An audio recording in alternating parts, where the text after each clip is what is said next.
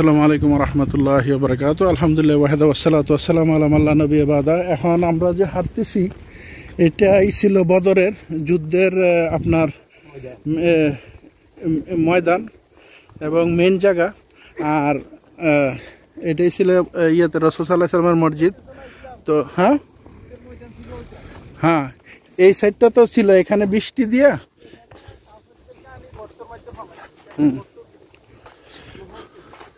এটার জায়গাটা এটা পুরাটাই এদিকে আসছিল, ওদেরকে ওই সাইডে বৃষ্টি দিয়ে সেটা তাদের সাইডটা কাদা বানায় দেওয়া হয়েছে। আর এই সাইডে বৃষ্টি দিয়া এই সাইডটা আপনার ইয়েতে এই একবারে পুরা সমান করা হয়েছে আর কি। আর এখানে ছিল আপনার এই একটা কুয়া ছিল, একটা ড্রেনের মতো ছিল। এটা এটা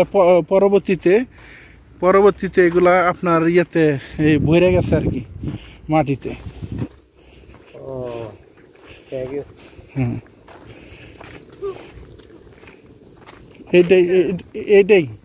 এইটাই গর্তের ভিতরে আসছিল আর কি। ওই যে দেখেন আবু জাহেলেরা সব এই জায়গাটার ভিতরে, এটা এই গর্তের ভিতরেই এখানে ছিল।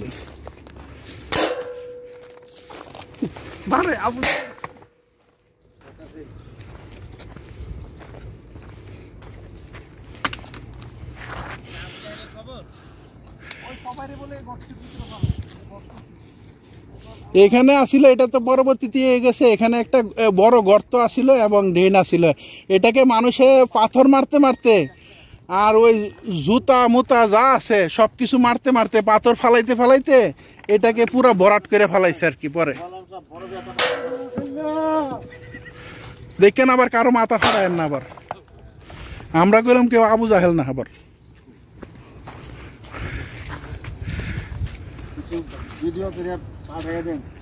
তো আলহামদুলিল্লাহ এখানে আমাদের হাজী সাহেবেরা আসছেন।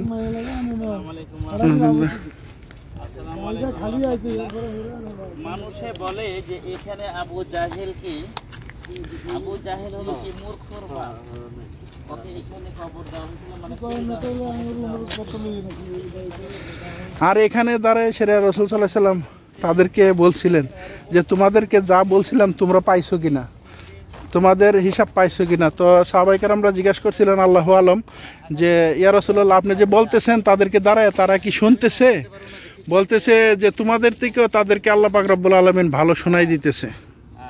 আবু জাহেলের এই হলো অবস্থা। দুনিয়াতে দেখেন তার সম্মান কতটা, মানুষে যাওয়ার সময় থুতু দিয়ে যায়। আমরা হাজী সাহেব বেশি না, মাত্র দুটো গাড়িতে এসেছি। এই তো নোয়াখালীর হাজী সাহেব কেমন করে একটা মাইকটা দিল, আবু জাহেল অনেক।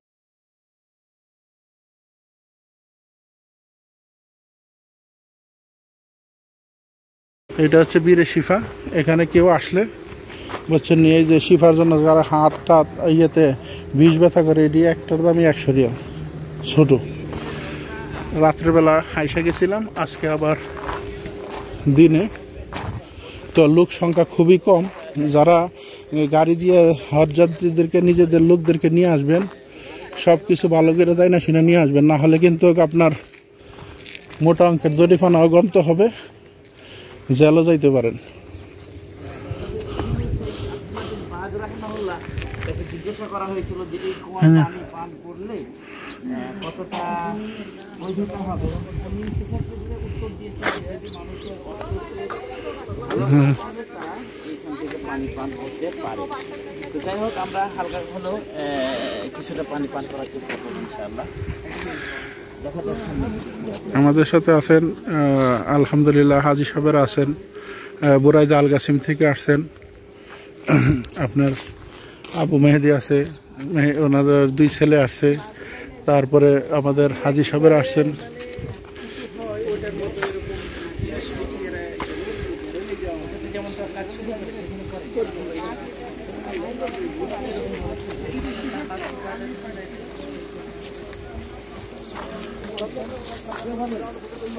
তো হাজী সাহেবরা যারা আছেন ইনশাল্লাহ হজে আসেন, উমরাতে আসবেন ইনশাল্লাহ আমাদের সাথে সাক্ষাৎ করবেন,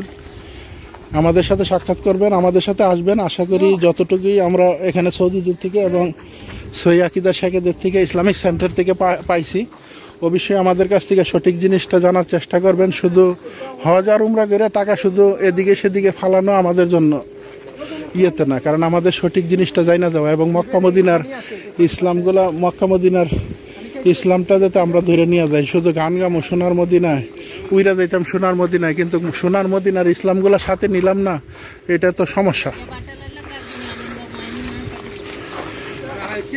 হ্যাঁ, এই রুটে গিয়ে সেরে একবারে এদেরকে সাইডে সুইডে দেখে দেখে পরে ওইখানে গিয়ে সেরে একবারে মসজিদে হারিসে যামুগা, মসজিদে হারিসে। হ্যাঁ,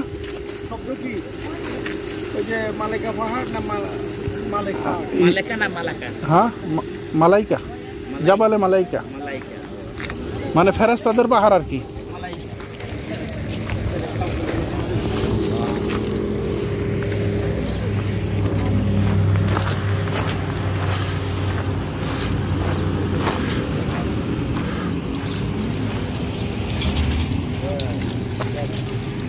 বুঝতে পারছো?